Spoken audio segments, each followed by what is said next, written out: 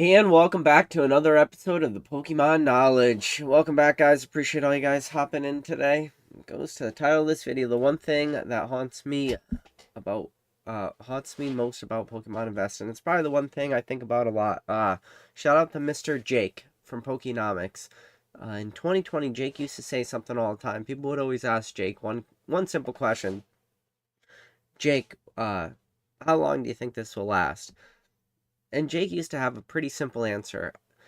His answer was we could be at the highest point of a Pokemon bull market, or Jake would say we could potentially be at the very beginning or between a 5 to 10 year Pokemon bull market. And I always thought that was kind of crazy when Jake would say that in 2020. I'm like, Jake, there's no way we're at the beginning of a bull market. Like, we gotta be at the top, right?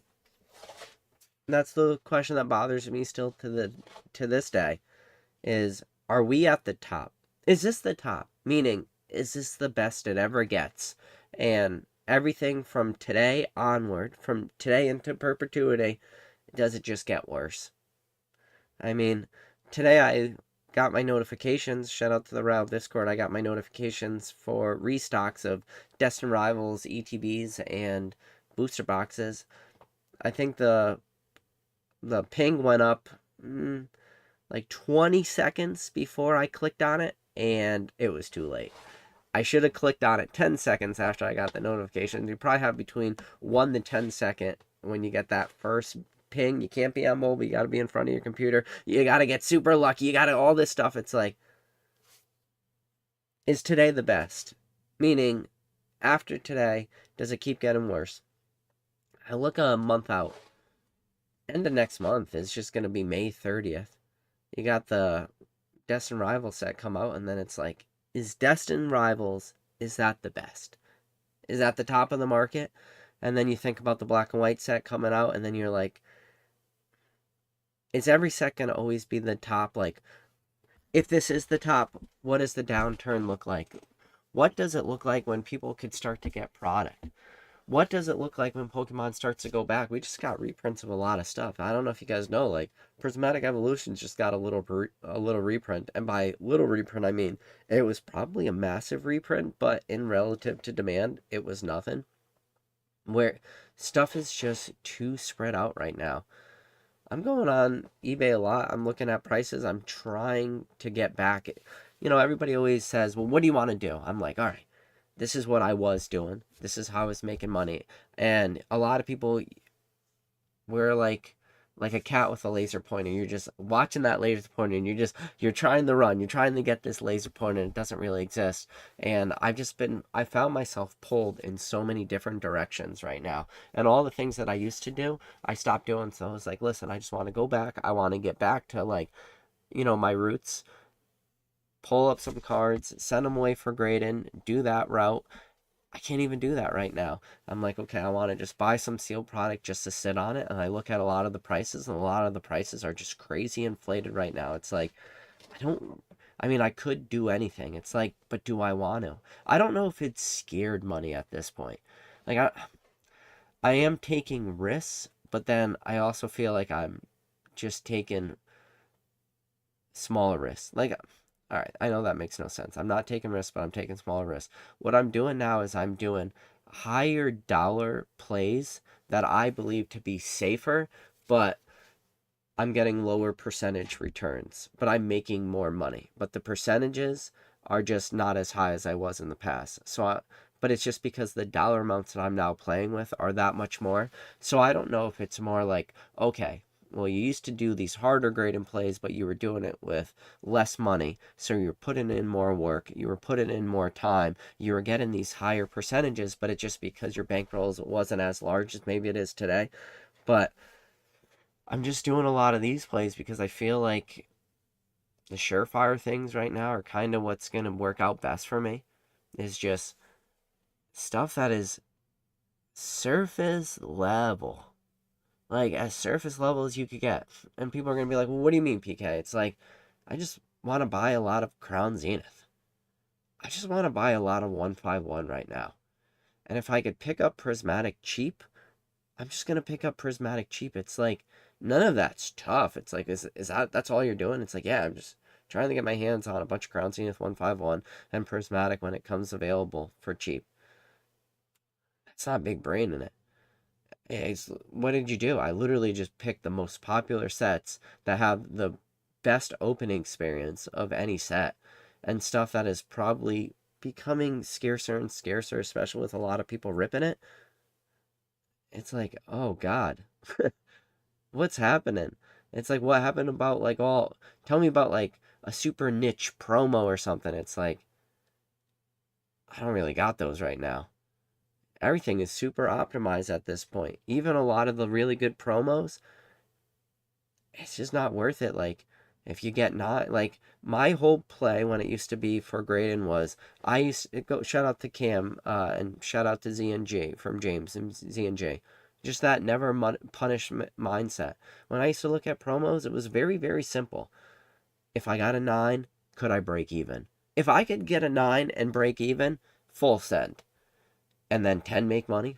Sure, because there was no downturn. Now, things have been so ultra optimized that now, like, the raw prices for so many things are so close to the 9 prices, it's hard for me to find any good plays that way. Like, there's still a couple.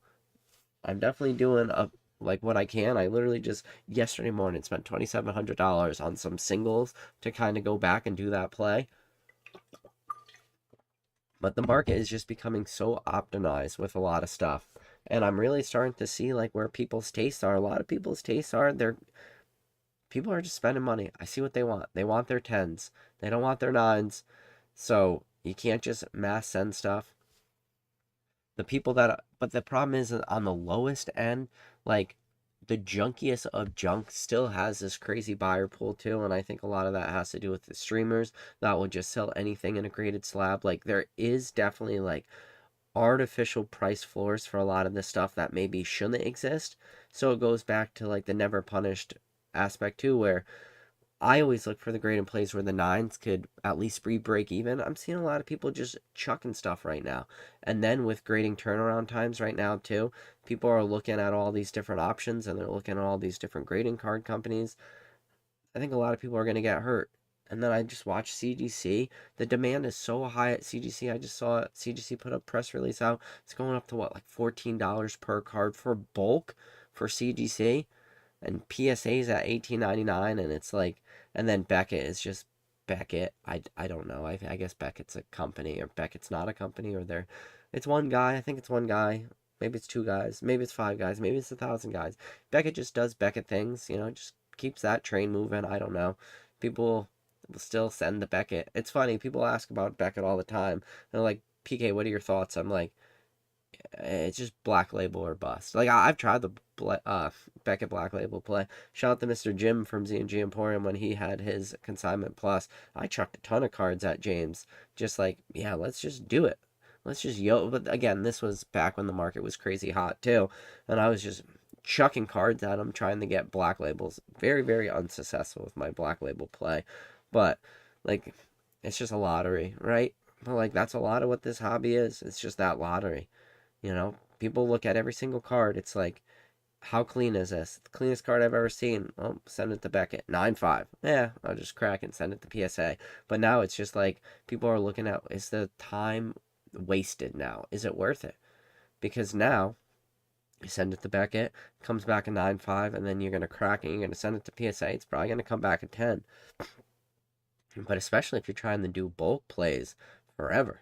It just, the timeline is just getting longer and longer. So then, when people are trying to keep it turning and burning too, it's like, okay, I'll send out 50 cards twice a month. I'll send out, that's 100 cards a month. I'll send out 100 cards 4 times a month. That's 400, or whatever your number was, however much you were trying to just rinse and repeat. And you're like, okay, my bankroll is limited, so I could buy this many cards and I could keep this turning and burning with 50 to 100 cards, once a week to once every other week, and I'll just keep burning that a couple hundred cards a month, and then my 10s will definitely pay off. And then with turnaround times, you just watch the more and more money you tie up into the raw cards, then you got to wait for that grade, and it's just your money's just getting tied up longer and longer and longer, and then you watch as your liquidity goes lower and lower and lower. And then when you do get the cards back, you're like, you end up actually doing really well. I know a lot of people have been struggling with their gem rate right now from PSA. Actually, just had my most recent PSA submission, and I did do the math, and it was like 73%, which was actually a little lower than on average for me. It was like 73 point something percent. It was 53 cards, 14 of them, or sorry, 12 of them hit a 9, 2 of them hit an 8. So the other 39 of them hit a 10. So I think that I figured out it was like 73%. So 39 divided by 53. Yeah, 73.58. Or it was like, so 73.5% gem rate, which is actually lower for me. So, but again, everything's super like just one person, you know? Super anecdotal. It's like, oh, I got one 53 card submission back on my most recent sub, and my gem rate was 73%, which is like, for me, 50, like 10% lower than my historic average. Like, a lot of people used to shoot for 85% or 80% gem rate. I always shot for 85 to 90. I mean, my best ever PSA submission is 70 out of 70 PSA 10s. People called cap on me. You can literally go click on the short tab in my video, scroll down, you'll see a YouTube short where I had to literally do a screen recorded because people called cap on me that I didn't get 70 out of 70 10. But like, that was always what I shot for. But 73% was even low for me. And then it's like, all right, I've been sending a lot of stuff through the eBay or the PSA vault recently. The PSA vault kind of sucks, with the sense that with the PSA vault, not only do I have to still pay for shipping to the vault, it's taken a while from the times that my grades are getting released. Shout out to Melissa. I got an email from Melissa a lot more than I ever used to in the past. And Melissa just hit me another freaking, from $14.99 all the way up to $74.99. And then also Melissa got me with a couple of my $14.99s, upcharged me to $18.99. Like, really nickel and diming me. But that's a whole nother thing. Like, I don't, listen, when you get your Melissa email, you're very happy. If you guys don't know what that is, that's just the lady's name, Melissa whatever, from PSA. I forget what's Melissa's title. It's something. I could look at it. Melissa something. What's her title at PSA? Oh god.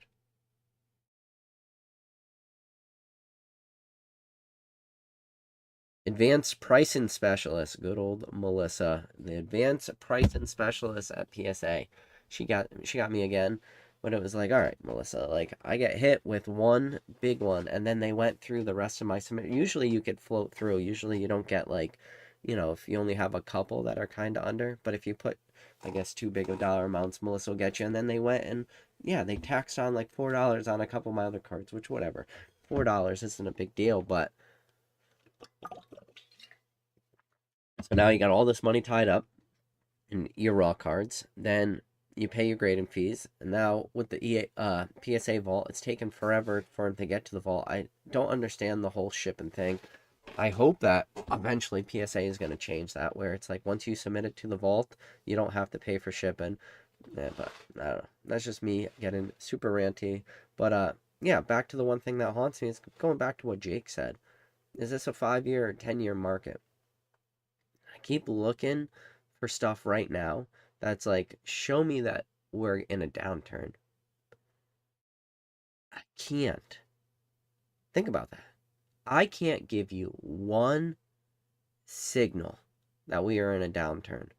Maybe people will look to Journey Together. That Journey Together is like whatever, like $200 a booster box or something. But you literally have, which is crazy in the historic aspect of this hobby, to have the most, because at the time of recording this video, Journey Together is the most current booster box available on the market. So what is Journey Together right now? Journey Together box TCG player. What does it sit in like? Oh my goodness, it's crazy. It's sitting at 212 right now. That's so high. So high for that box. 212. I mean, that is just crazy. And then I'm looking at Glory of the Team Rocket for the Japanese set. Glory of the Team Rocket, shout out to this. Glory of the Team Rocket. Watching these booster boxes holding crazy high demand. Watching some of the Japanese singles holding really strong prices right now. And we're a month away from that.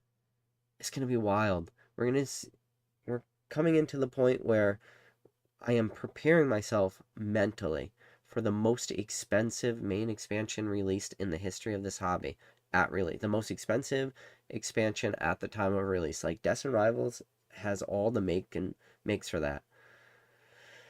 And then a lot of people are just, I don't know. It's like after Destined Rivals is that when stuff starts to get better.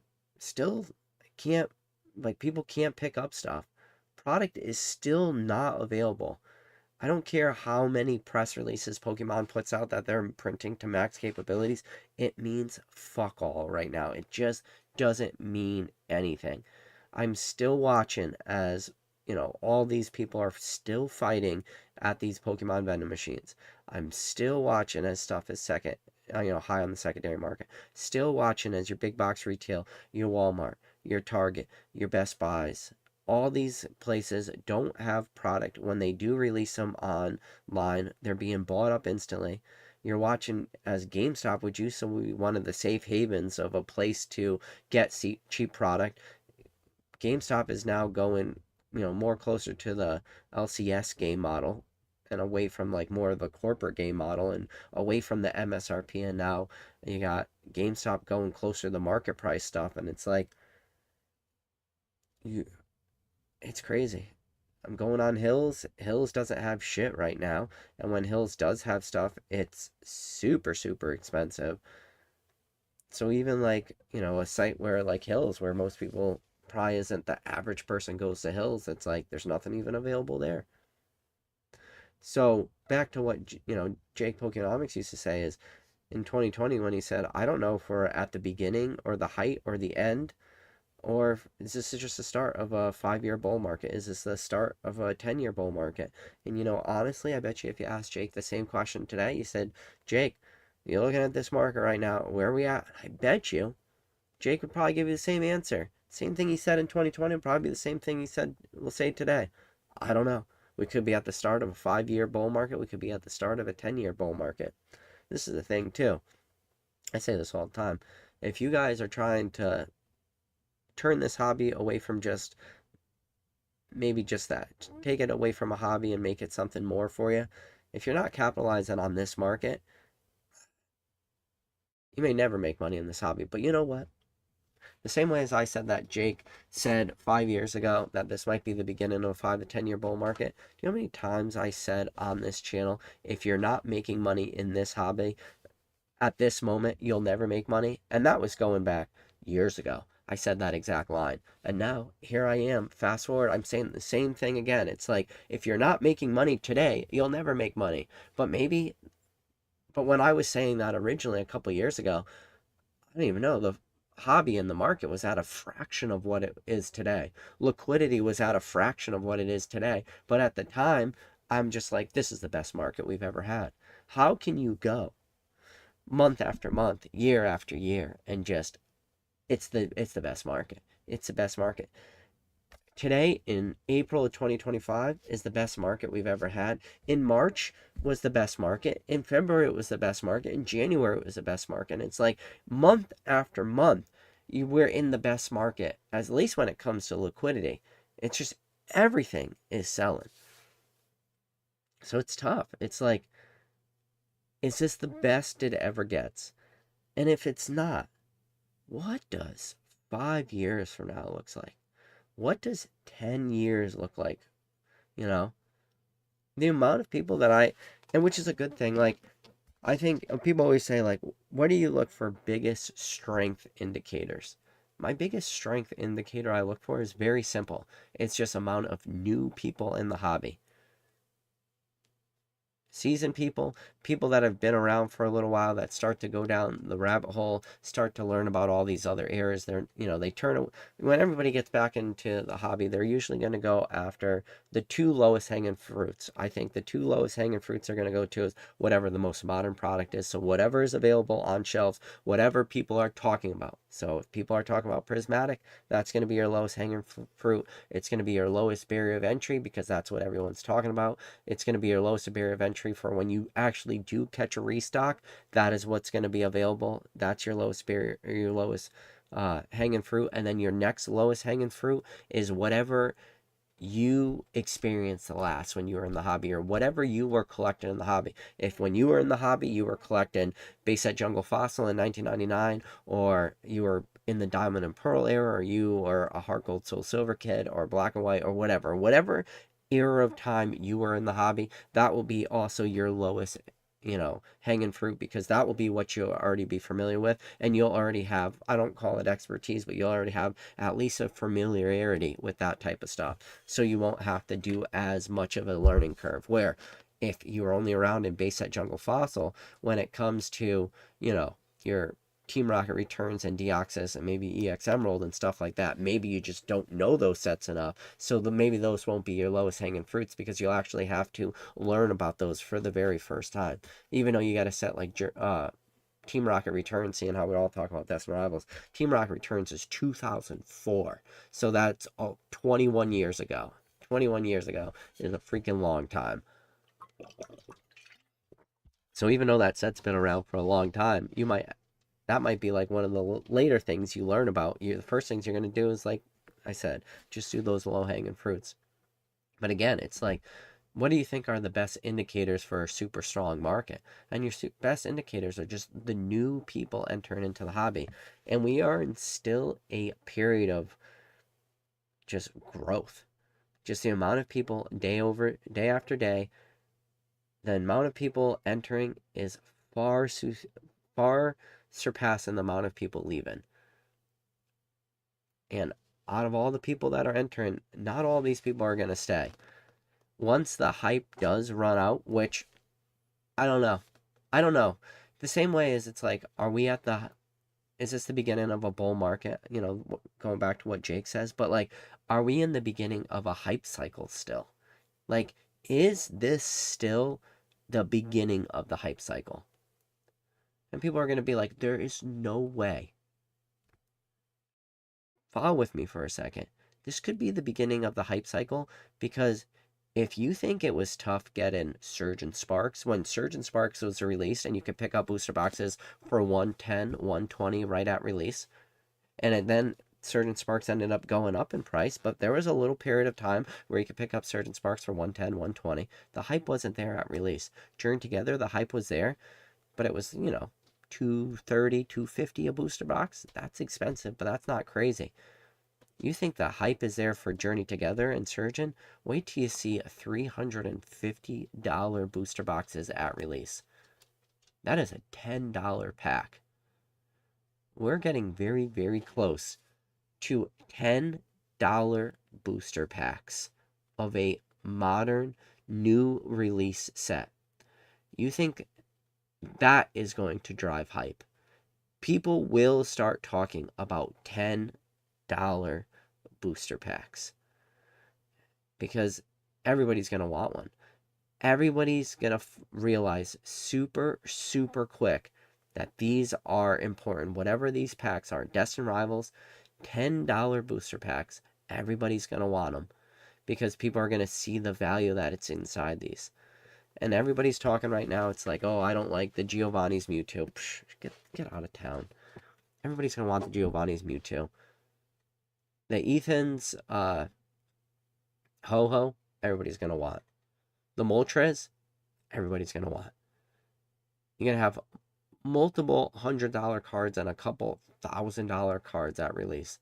That Giovanni's Mewtwo is going to be the only card that's going to be able to, and especially the Moltres too. The Moltres is going to be a super expensive card. You're going to have two heavy hitters coming out of a modern set release, and they're both going to inherently have huge demand and huge price points. And then when it comes to all these illustration rares, I mean, the Typhlosion is going to have a huge, huge premium to it. The Misty Psyduck is going to have a huge premium to it in English. Like, all these Team Rocket cards are going to have a huge, huge premium to it. There's going to... So, when we used to talk, like, going back to the days of Chill and Rain, people used to always say, PK, why do you like Chill and Rain so much? Remember, as I walked through the valley of $79, $95 booster box, I fear no evil? Back during that time, I used to point to Chill and Rain, and I used to say, one of the indicators I like to look for when looking at, how good a set is, how strong I think a set will be, not just in the short term, but in the long term, is how many single cards in this set are valued at greater than $20. And when you would look at Chill and Rain, while it is Chill and Pain and is very, very painful and very, very tough to open that set, when you would actually go and look at single values of cards, there was a lot of cards that were valued at over $20, even though it was an $80 booster box. That was one of the reasons that I really like Chill and Rain. Even though the pull rates were hard, it was just like there's a lot of cards you could get value from. And I always use $20 as a baseline. Glory of the Team Rocket, the amount of greater than $30 cards, where maybe some people will hear that number and be like, yeah, you said 20 was a good indicator, but 30 is not that big of a difference. I promise you, $30 is a huge, huge difference when you're talking about strength of a product, when you start to say how many of these cards are going to be valued at greater than $30. And the amount of cards are going to be valued at greater than $30 in Destined Rivals is going to be a preposterous amount of cards, which is going to mean that not only are we going to have $10 Destined Rivals booster packs, we're going to have so much EV in these packs. It's going to be ridiculous. Now, when you start to look at booster boxes, when you start to look at large sample size, you start to say 36-pack lots and stuff, and how many 30 cards or $30 cards and stuff, you're probably going to end up losing money when you start talking about $350 booster boxes. But when you start to just pull it down, you say, okay, I open up a booster box, I'm probably going to get one full art, I'm going to get 3 illustration rares, I'm going to have a shot at an SIR. All these SIRs are going to be multiple $100 cards. All your IR, or at least a lot of the IRs, are going to be greater than $30. So you're going to have, call it 30 to $100 in IR value per box. If you hit a big SIR, forget about it. It's going to be hundreds of dollars, thousands of dollars. And then some of these full arts are still going to carry a pretty premium. They're probably going to be like, $5, $10, $15 cards. And then some of these regular EXs and stuff. And it's just going to be like the amount of EV that's going to be in these booster boxes is going to be so high that the booster boxes won't even be able to really retrace too much. Now, the booster box, the expected value always has to be less than the price of the box, right? Because otherwise, everybody just cannibalizes on the product. Because if a booster box costs $200 at Destined Rivals at the time of release, but your expected value is $180 to $240, I promise you, everybody's just going to evaporate all the product because they're just going to do the arbitrage play. Like, oh, I could break down product, instantly make money. And there's 1,000,000% been periods of time in this hobby where that exact scenario has happened. There has been times in the hobby where the sealed value of products was less than just buying it, open it, breaking it down, selling the singles. There's been a lot of periods of time. Now, that period of time has gone away recently, where as of recently, the value is all in the sealed product, and the actual value of the cards, or the value of actually being able to open a product and making money, that has gone away for the last couple years. But there has been period of times in the history of this hobby where it's been the opposite, where you could actually make money breaking down products. Shout out to Mr. Dan Ketchmall Collectibles on all his first edition Eevees and Pikachus from first edition Jungle and stuff. Like, there were products that for a period of time where you could literally break it down, sell the commons, sell the uncommons, sell the non-holo rares, sell the rares, sell the holos, grade the cards, and actually make like a decent profit. It's just with the way Modern has been recently that the sealed product just has all that value to it. So a lot of these products just aren't worth it. Like Evolving Skies. Even if you pull the top hit of Evolving Skies and you grade it and you hit a 10, maybe you break even on the sealed price of a booster box, So it doesn't even make sense to open up, say, an Evolving Skies booster box, because worst case, or best possible case scenario is you're going to break even open this product. And the best case scenario involves you pulling literally one of the hardest possible cards in the entire history of this hobby to actually pull. You have to not just pull it, then you have to add on the added layer of you can't hit a 9, it has to hit a 10. But because of that fact right there, Guest Arrivals has price floors kind of already like artificially now built into it just because of how good cards are. And there's a lot of demand for singles right now. The single market is crazy. We're seeing a lot of just hungry people. We got the hungry hippos. We got a lot of hungry people out there just doing their absolute best to pick up singles too. We have a lot of people out there that are now trying to complete sets at a higher rate than we've seen in such a very long time. For a little while, I feel like the hobby definitely moved away from set completionists, but I feel like we're definitely getting back there. I think there is definitely a new group of people that are really enjoying these modern sets. They're really trying to build binders. They're trying to catch them all. I guess it's one of the pure basic fundamentals of the foundation of this hobby, right? Got to catch them all. It's in the original Pokemon slogan. Got to catch them all. And I feel like a lot of people are doing that. They're just trying to catch them all. And it's just the demand is there right now. Now, again, is this the beginning of the market? Is this the end? I don't know. What does the black and white set look like?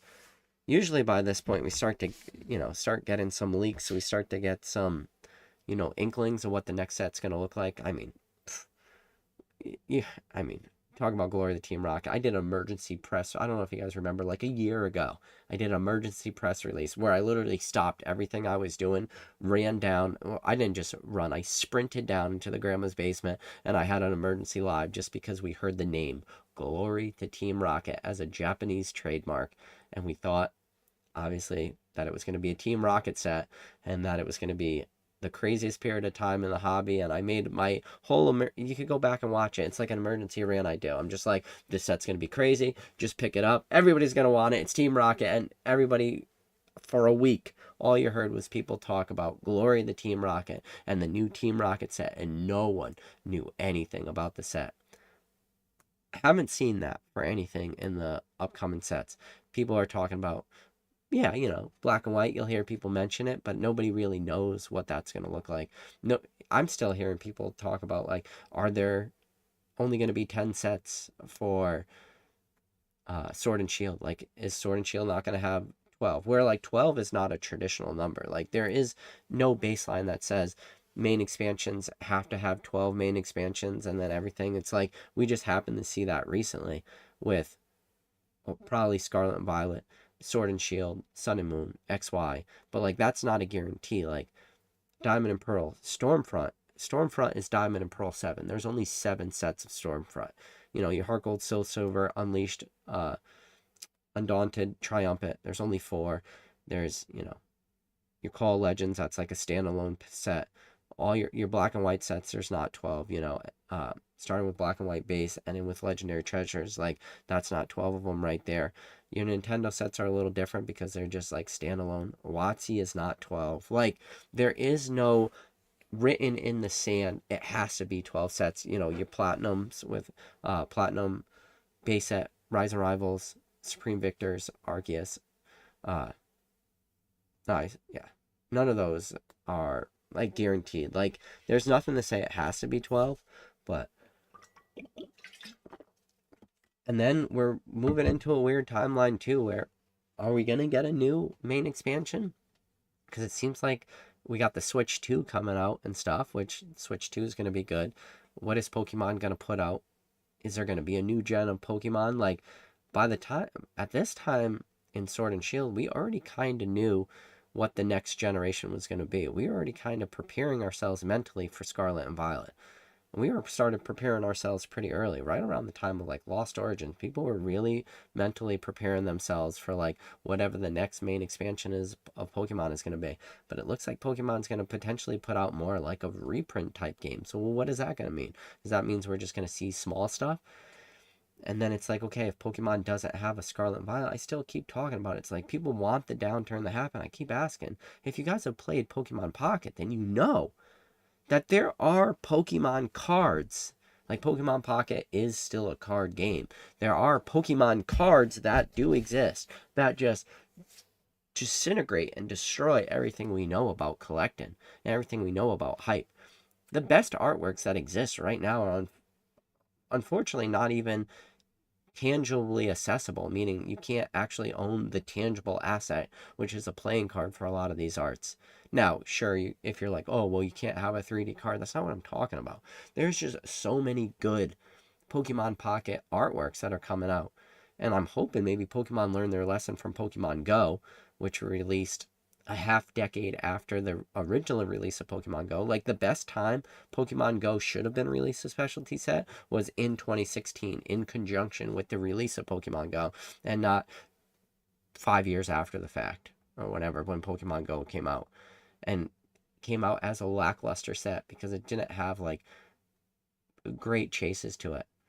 Sorry, Conkeldurr is not a huge chase. While that Mewtwo was a beautiful alt art, the problem was you had that Mewtwo alt art, the Mewtwo V came out, but at the same time you had the Mew 151 Ultra Premium Collection, which had, in a lot of people, and including mine, had a better artwork.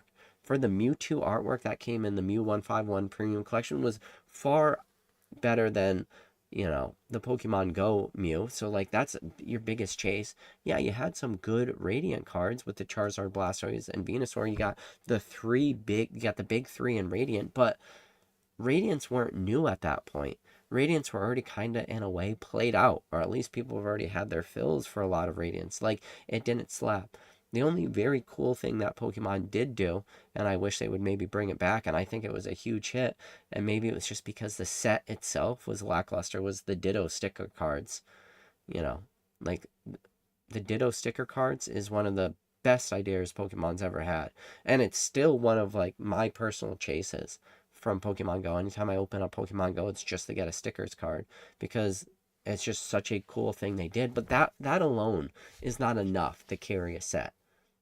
And especially when the artworks are very mid at best. And then especially the problem too is all the trainers too, while they were like the different trainers for the different different leagues or whatever you could be in, it wasn't enough for a lot of people. The collection boxes weren't great. The best promo they came out with was that Radiant Eevee, the Radiant Eevee box, but even that wasn't a full art card. It didn't have the good promos. It didn't have a lot going for it. Pokemon Pocket doesn't have any of those issues.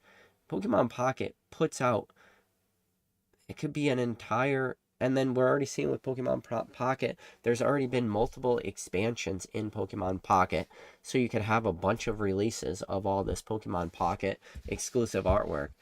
Every single one of them is better than the next. So, that could be a mini boom right there, and that could very, very easily be a 4 of the 5 set subset of just Pokemon Pocket. And then one of the things that Pokemon Pocket would do, and like everybody just assumes that everyone knows about Pokemon Pocket. I promise you, people just don't know. And if you do want to drive hype to your new thing that you are trying to push, which is Pokemon Hobby or Pocket, you have to give people like a little push in that direction. And I don't think anything pushes people in that direction any better than a super crazy hyped mini expansion, which we could be running into that. And if that's the case, forget about it. You think it's bad now with Destined Rivals? Like, wait until we have 4 sets in a row that are going to have some of the best artwork we've ever seen in the history of this hobby. And all original artwork when it comes to the trading card game. And you could potentially, if we did see that, it's like, all right, crazy, crazy times. And it's a win-win for everybody. It's a win for us because we finally get those artworks. It's a win for all the Pokemon Pocket players because people are going to discover Pokemon Pocket, the actual physical trading cards. Maybe the code cards could actually do something. Like that was one of the things that Pokemon Go lacked. There was a couple code cards that would like allow you to unlock stuff in game, but it was all mediocre, cheap, crappy shit. Like if Pokemon Pocket wants to be successful for an expansion for an actual tangible TCG, make the code card where you could redeem a code in the game, and instead of using your pixie dust or your angel dust or whatever dust you have to smoke in the game in order to pull a pack, in order to like, you know, the hourglass to get past your 12-hour timeline to open up a pack, make it so each code card allows you to open up one in-game pack. That, you know what that does? It actually makes your code cards valuable. Code cards are not valuable in the Pokemon TCG. You know how many people do not play Pokemon Live and could care less? I think there would be a lot of people if you actually every single pack had a code card which was redeemable for an in-game pack. That'd be huge. People would want code cards. It would be crazy. Or maybe it honestly, there would probably be such a demand for it. If you did do that, it might actually hurt Pokemon Pocket.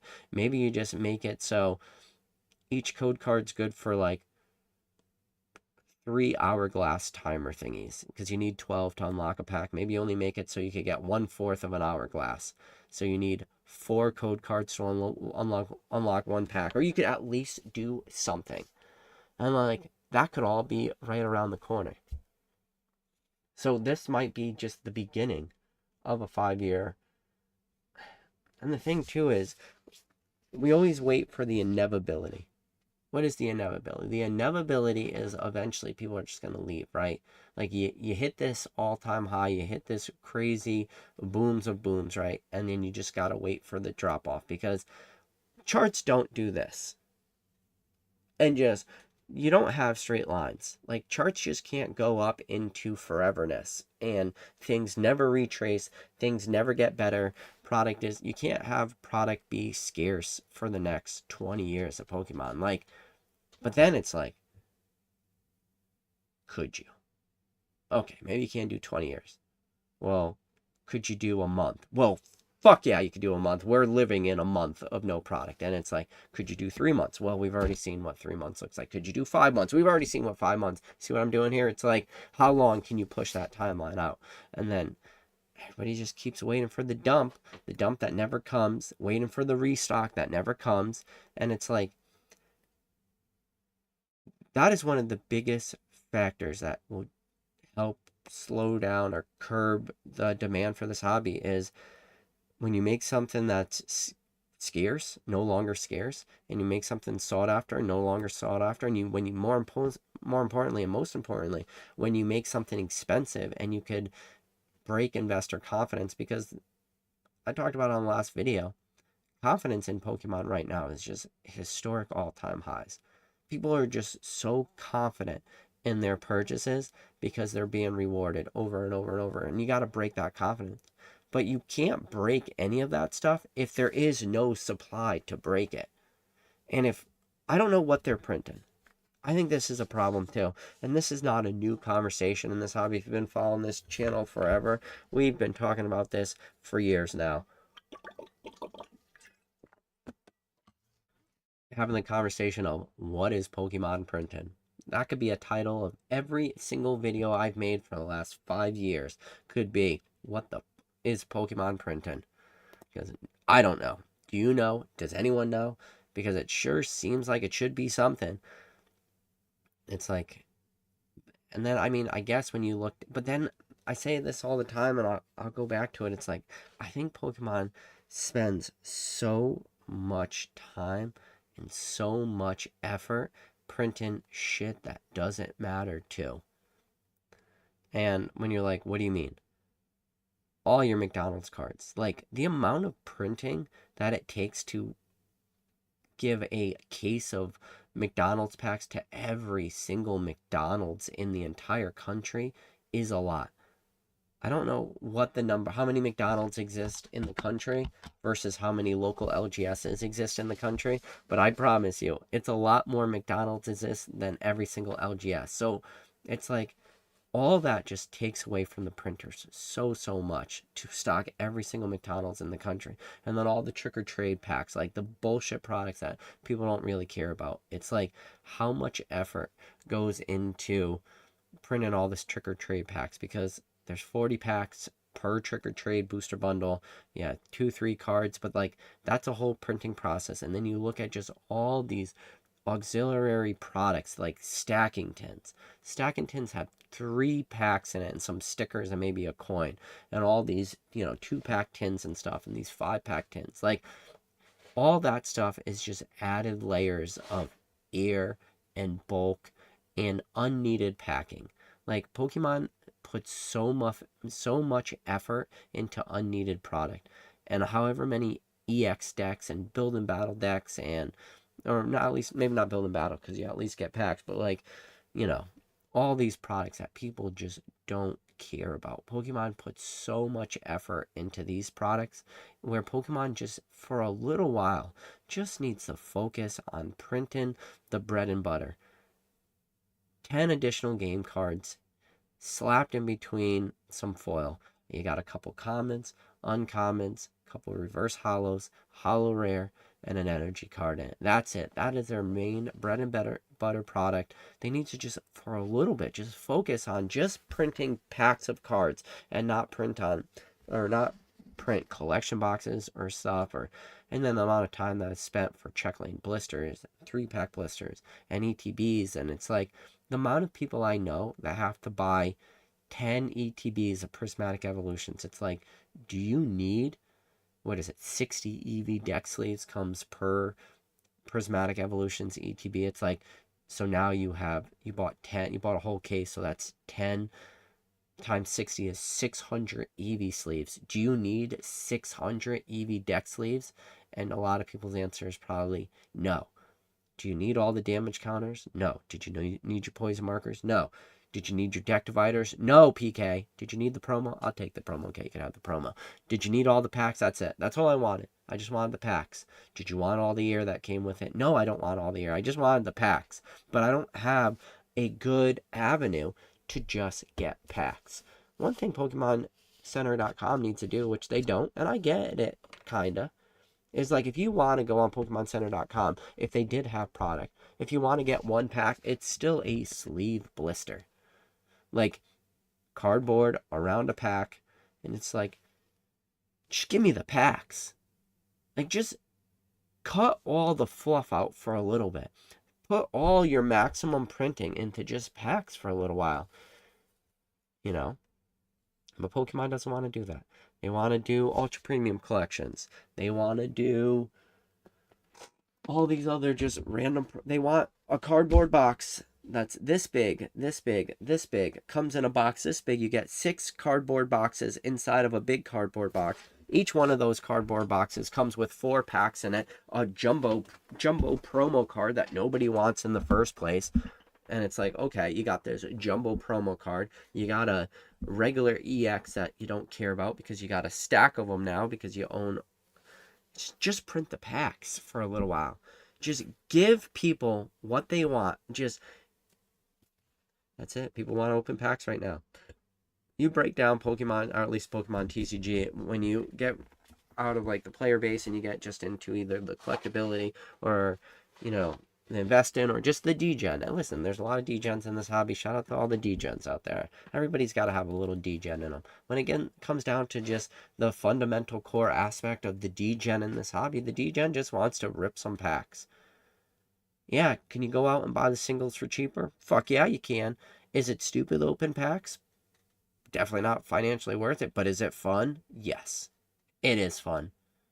Most people are going to tell you, yes, it's fun to open packs. I'm going to tell you it's fun to open packs. I love the open packs. I love the degen. Every single person I know at the highest level of this hobby, even the people that just sell packs, just sell product, just grade cards, every single one of them all have one common. They like to open packs. Packs are fun. Might not be the best, use of your money to open up the card you want, but it's the most fun, and it's the core fundamental aspect of this hobby. It's just the pack opening experience, and Pokemon just is not allowing that right now. They're just not. It is very, very hard, and it's like if you do want to open packs, you got to buy a collection box, and you get 4 packs and a promo card you don't want, and a jumbo card you don't want, and 2 giant clamshells, and a fucking cardboard box you gotta stick in your recycling bin. There is no easy opportunity to just get your fill. It's like, hey, this new set came out.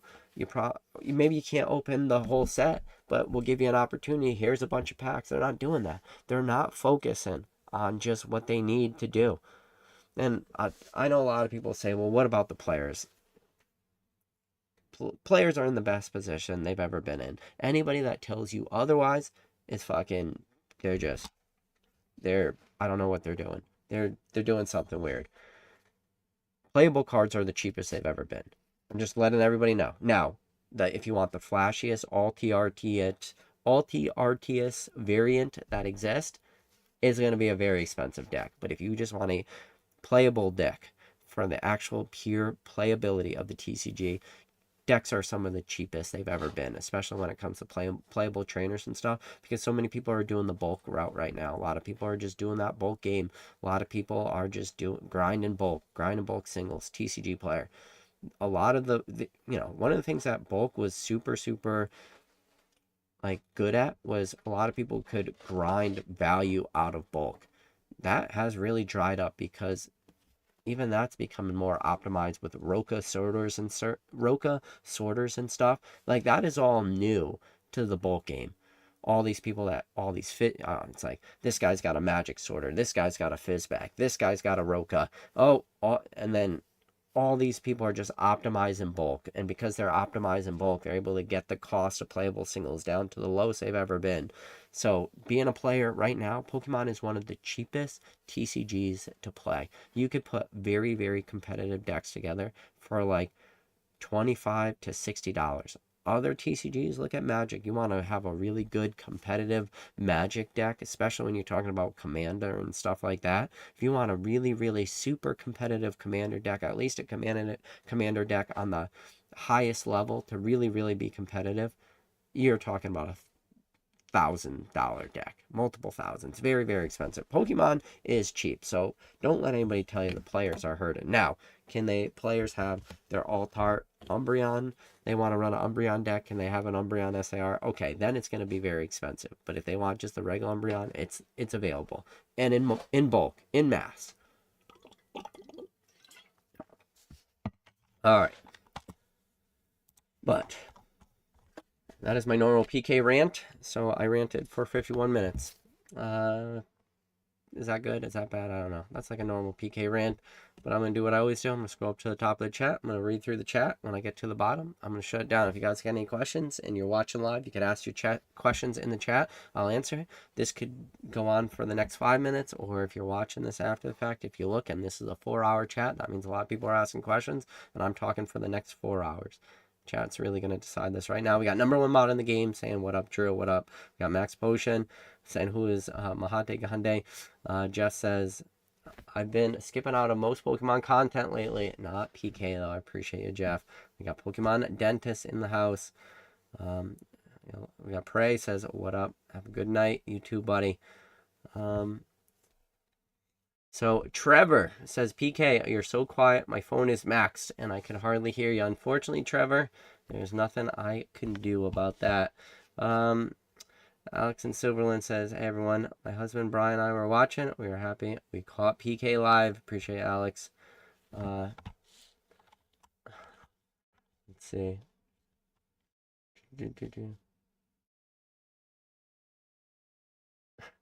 Katie Lowen, good to see you. Katie Lowen's calling for Twilight Masquerade booster box cases, so 2,400 by the end of the year. Listen, I think a lot of people were really looking at Twilight Masquerade as one of those sets that potentially had a really good option of a reprint, but even that, I doubt they're even available. Let's do, it's been a while. When was the last time we did a Twilight Masquerade booster box heat check?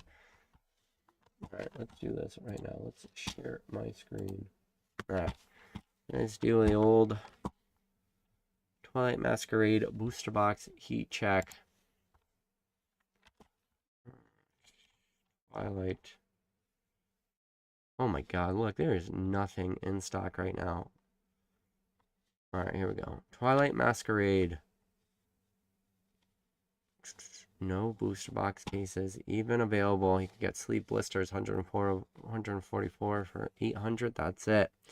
Oh my goodness. Can't even do a heat check anymore because it's sold out. We booming, Katie. We booming. All right. Trev says, I heard Gen 10 is going to be called Pokemon Wind and Pokemon Wave. Just a rumor, though. Oh, I haven't heard that yet. That would be cool. So Alice in Silverland said, if you only had $1,000 to your name and you needed to know what Pokemon to buy, I would say try to get a phone or a laptop. Jane Doe says, the end of the third year block of every gen always goes hard. I personally am not a fan of TCG Pocket, but to each their own. It's another daily time. So it's not about being a time waste. I'm just talking about the actual cards in it. Jane says, what is everyone buying right now? Anything sealed that anyone is dancing with the devil with modern or vintage. Roll the dice, boys. Let's see where it lands. I mean,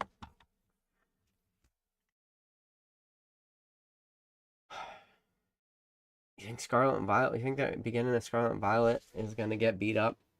Scarlet and Violet base, Paldea Evolved, Obsidian Flames, Paradox Rift, Temporal Forces, Twilight Masquerade. Maybe. I don't know. I don't see any of that shit getting reprinted. I think Pokemon is just really, maybe looking at Prismatic onward. Like, what are you going to do? You're going to have Destined Rivals is going to get released. It's going to be a $300+ booster box. Like, what do? You're going to go back and you're going to reprint what? Obsidian Flames? No. No, that's stupid. It actually even sounds even dumber when you say it out loud. It's like, okay, Pokemon's not going to go reprint Obsidian. Like, once Destined Rivals gets put out, it doesn't make sense to reprint anything. It doesn't. You can't have a $300 Destined Rivals booster box exist on the market and go and reprint Twilight Masquerade or go all the way back to Paldea Evolved or Paradox or Temple. Like, none of these sets make sense. Prismatic Evolutions make sense. I'm going to give you a hot take, and this is going to be a terrible take. It barely makes any sense to go back and reprint Surge and Sparks when you have a $300 Destined Rivals booster box. It barely makes sense to go back and reprint a Journey Together booster box. That's when Journey Together is $214. It barely makes sense to reprint Journey Together when you have a $300 Destined Rivals booster box. And I'm literally describing the two most recent sets, at least main expansions, with the exception of Prismatic. Like, Surge and Sparks, Journey Together it doesn't even make sense because every time they go back and say, well, what should we reprint? Every time it's going to go, we have a $300 main expansion at release. You think people are mad about Pokemon right now? Journey Together is not a $10 booster pack. Destined Rivals will be. It will be a $10 booster pack. That is a $360 booster box. Well, maybe obviously booster box is going to be cheaper, but it's going to be like a $300 booster box, $10 individual pack on the secondary market. Like, we're going to get to a point where literally it doesn't even make sense to reprint anything. It only makes sense to reprint the newest thing. Like, I'm sorry. Nothing. So, I mean, it's a good comment that Jane Doe wrote that what everyone is buying right now, anything sealed that everyone is dancing with the devil with modern or vintage. Like, you're dancing with the devil in the pale blue moonlight. Because when you got Prismatic doing what Prismatic is doing, super expensive, just not available at distribution, just not available at big box retail. I mean, when I say not available, I'm not saying you get there and somebody restocked the shelves 20 minutes before you walked in and you got lucky and there was still one ETB or 3-pack. That's not what I'm talking about. I'm just saying, like, you can't just go to Walmart. Just like, okay, it is, at the time of recording this video, it's whatever, 10 p.m. I just know if I get in my car and I drive to Walmart and I walk to the Pokemon section, I just know I'm guaranteed to get Prismatic. That is not a sentence. that anyone says ever, because there is no guarantee. So it's like, you are not guaranteed Prismatic. You sure as fuck won't be guaranteed Destined Rivals. So it's like, we're getting into a conversation where it doesn't make sense to reprint anything. So, and it's like, okay, well now, when you get rid of the reprint conversation, whatever supply exists, so you, what are you saying? It's just like, what's there is there, and that's it. It's like, yeah, that might be it. Like, we might be getting to the, what you have is what you have. And Pokemon is just saying, screw it. Move on to the next thing. It's a weird, it's just such a weird time in the hobby. Like, I don't think people understand that, like, that conversation is so foreign to so many people. But, like, it's like, fine. Like, if you think Pokemon should go back and reprint Temporal Forces, like, more power to you. More power to you. Like, they're not. They're just not. Maybe they do. Maybe there's some, they're just, they rented out some airplane hangar space and they're just secretly loading up airplane hangars and they're just waiting to dump everything on the market all at one time, and they're purposely holding back product from distribution. It's just like, you can't go back and reprint shit when you got Prismatic Evolution so expensive. And I know I'm just repeating myself now, but it's just like, come on.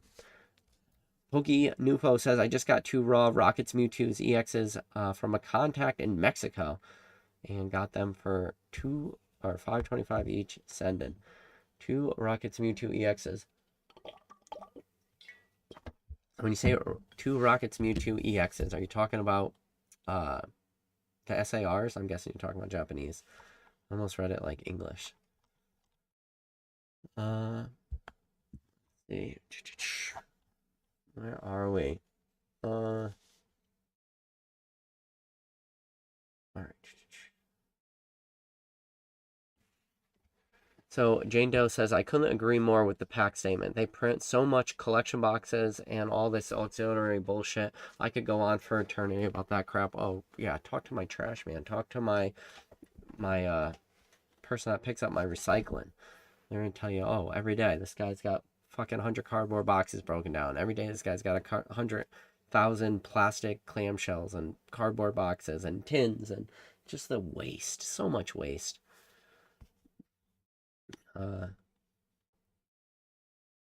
So Kyle says, I don't even open them anymore. I just collect them sealed. Listen, space is valuable. I only got so much space. I just added 2 more shells. I'm up to 20 shells in the grandma's basement.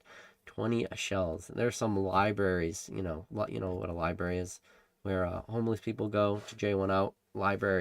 Some libraries don't even have 12 shells anymore. All right. Kyle says, I live in Las Vegas, so it makes that statement even better.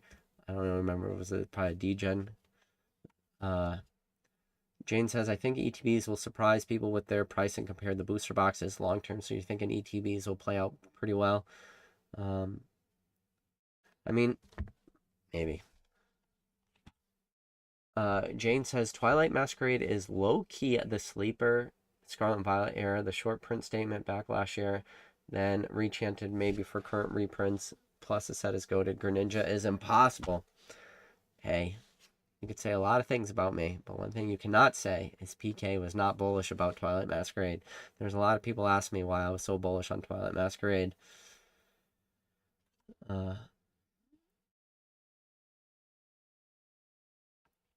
So Anthony said, from what you have said, I should buy Prismatic at any price, ? Say low of $20 a pack. Well, Anthony, I don't know what I said that made you say that. Prismatic Evolutions Booster. I don't know where you got $20 from. Let me look at TCG Player. You could literally go on and buy packs for $13 on TCG Player. So I have no clue where you got fucking $20 a pack from, Anthony. From what you said, I'm going to read your comment. I wish I could highlight. Anthony said, from what you have said, I should just buy Prismatic at any price, say low of $20 a pack. Please, please, I don't know where you got that shit from, but I'm going to throw this up. This is how much Prismatic costs. This is where we are right now. Please, if you think $20 is the low, Anthony, I don't know what I said, but I failed you at some point in my conversation. But if you took whatever I said, I don't even know what I could have said for you to have got to that point. But I've failed you as a person. And for that, Anthony, I am sorry. Unless I am totally misreading your statement. But I have failed you as a fucking human being. And I am sorry for that. If you think something I said on today's video meant to go buy Prismatic at $20 a pack, I cannot. I'm going to look at you. I'm talking to you, Anthony. That is not what I'm saying. I promise you. From the deepest, from every cell of my body, Anthony, that is not what I mean. If whatever I said, you took that to mean buy $20 Prismatic packs, I have failed you. All right. Kyle says, the MGM on the Las Vegas Strip had Journey booster boxes for sale at $115 for a bundle. Holy smokes. Let's see. Navy said, you can't really talk about what makes sense now in reprinting booster boxes because these decisions have to be made far ahead. They obviously have a sense of what sets will be in demand ahead of time. Yeah. So Navy says the lag time on reprints is pretty low. Maybe you were thinking about when I was talking about Destined Rivals, and I said like Destined Rivals at $300 a booster box, maybe, and you were thinking like Destined Rivals booster box, which has 36 packs in it, Anthony, and you thought I meant like Prismatic, like a Prismatic booster box or something, which would have like 36 packs if that was a thing. I don't even know. Or maybe you're like ETB's a Prismatic. I don't know. All right. Anyways, I made it to the bottom of chat. All right, appreciate every one of you guys. So I made it 1 hour and 6 minutes. We booming.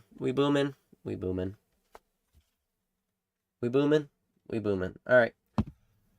Love you guys. Talk to you later. If you guys do want to catch me, I'm on live on Fanatics 10 times a week, Monday through Friday at 11 a.m. And then I am live Monday, Tuesday, Wednesdays, Fridays, and Saturday nights at 8:30 p.m. Eastern Standard Time. If you guys want to continue this conversation, if you ever guys want to just come hang out, listen to me rant about Pokemon cards. You think I rant about Pokemon cards on YouTube?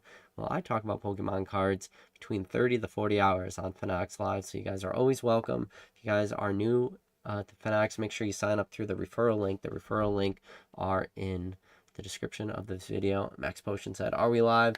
We are live for about the next 3 seconds, Matt. 3, 2, 1. Later.